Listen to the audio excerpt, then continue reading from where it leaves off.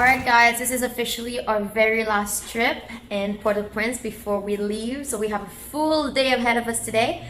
Uploading a video, provisioning, get some water, some medical supplies, and a whole bunch of other stuff. So, are you ready, Dan? Oh, yes. We've got a long day ahead of us.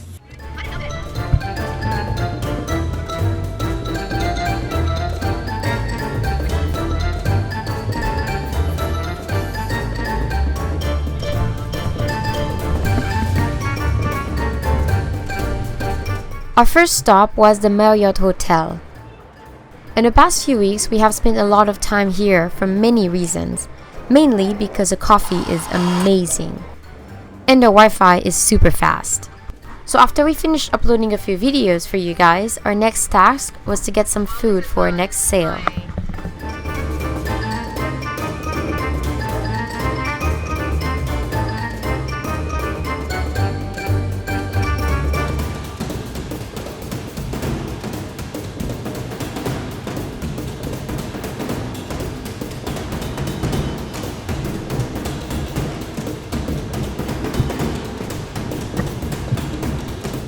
To get the best deals for certain items, you have to get to a few different places here.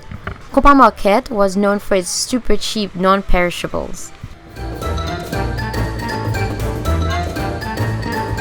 So after we got all the canned goods that we needed, we headed over to another grocery store that sold a lot more fresh produce.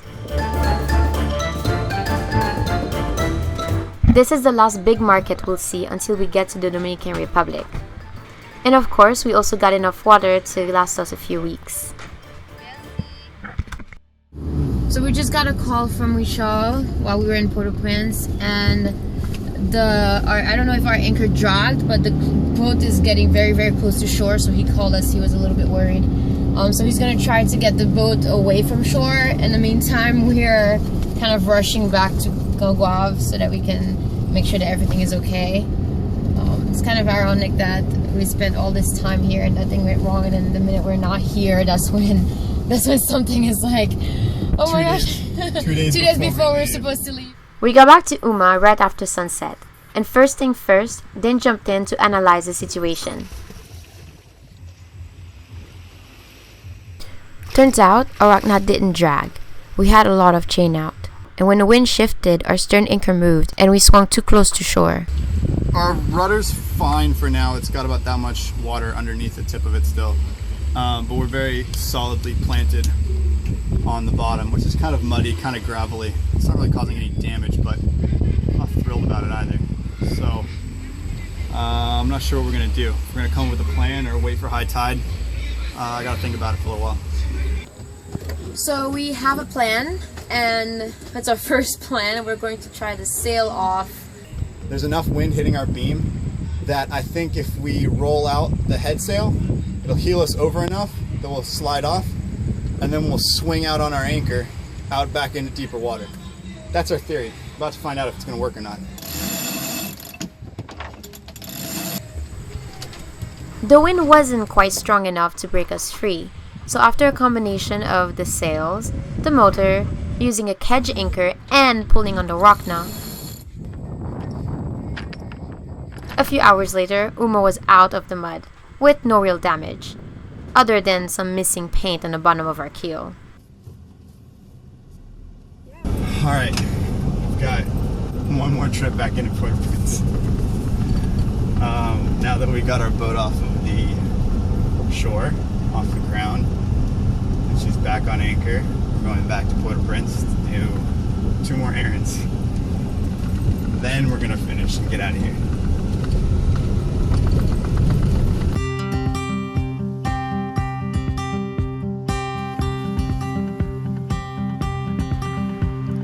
We stopped at a pharmacy with the list that Colette gave us a few days before.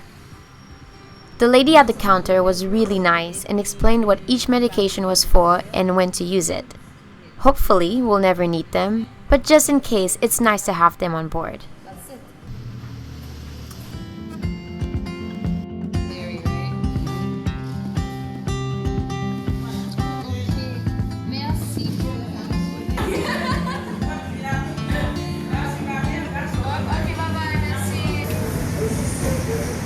have all of our little first aid kit supplies.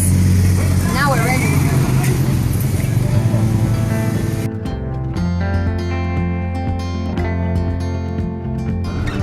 So we just stopped at ETG, which is like the only store around here that sells some marine grade products.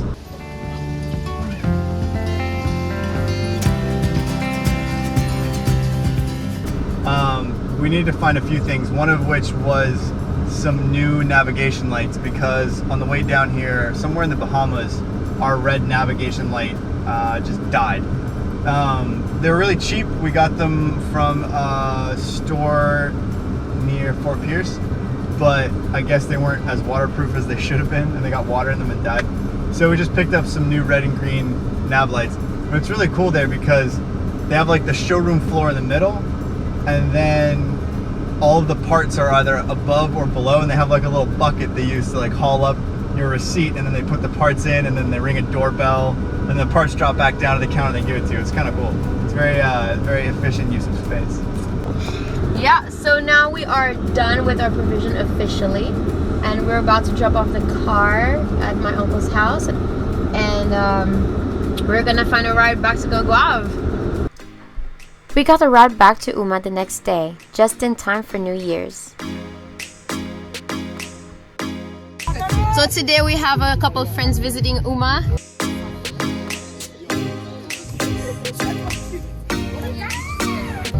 It's the first time we have so many people on the boat.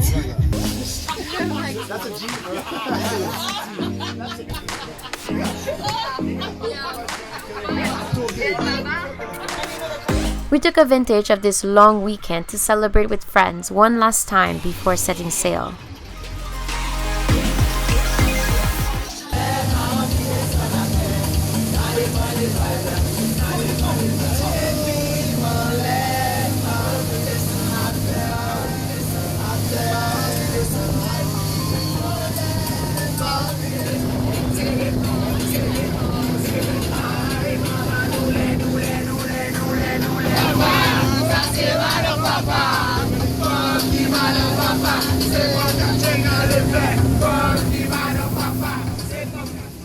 So yeah, in here where we are, it's always questionable, like 5 knots, maybe up to 10 knots. This whole little area is questionable. Once we get out here, it's going to be the same, whether it's Wednesday or Thursday or Friday or Saturday or even Sunday. It pretty much stays the same, and then by Monday it starts to calm down a little bit. So we basically just have to make it out past this island, and we'll have great wind sailing back. A strong north wind was pinning us down, sending some pretty miserable weather our way. So while we waited, we checked in a few more boxes on our to-do list. Remember our dilemma with Squeaky, our autopilot? Well, when we were in New York, we ordered a couple extra belts, and we just had to fix it before we left. This feels so right. This world gets easier with reason and rhyme, and it feels so right. Yeah, I've been through changes all of my life.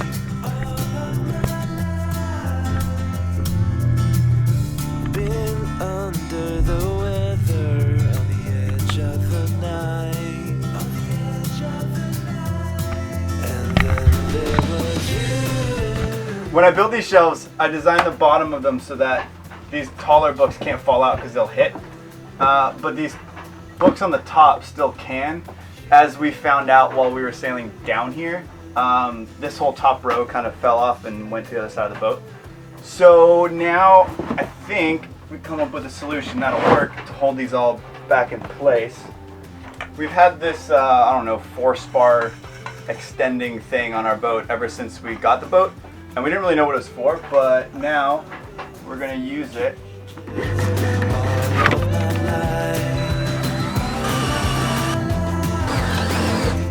to go from here to here while we're sailing, so none of these books can fall out again.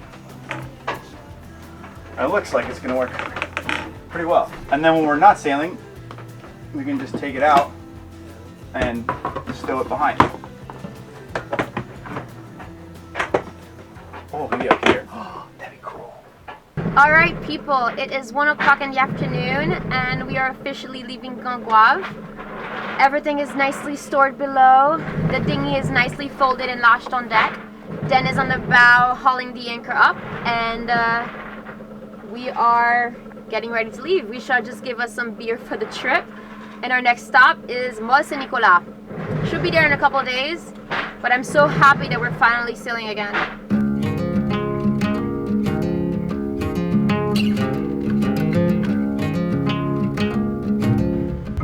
A lot has happened within the last 4 months, but as hard as times can be, at some point we just have to move forward.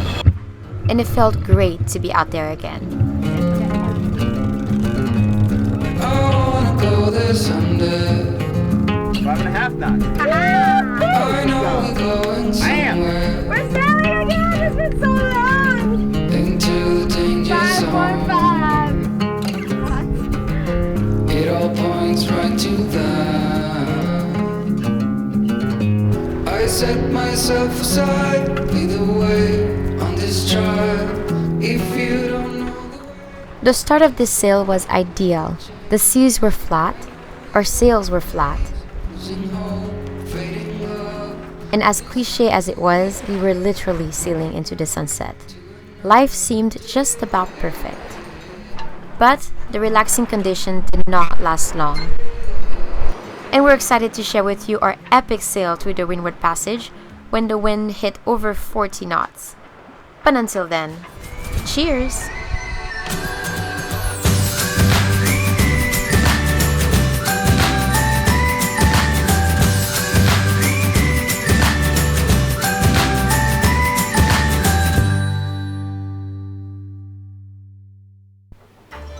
Action. Action. Action! Action. Okay. Peace!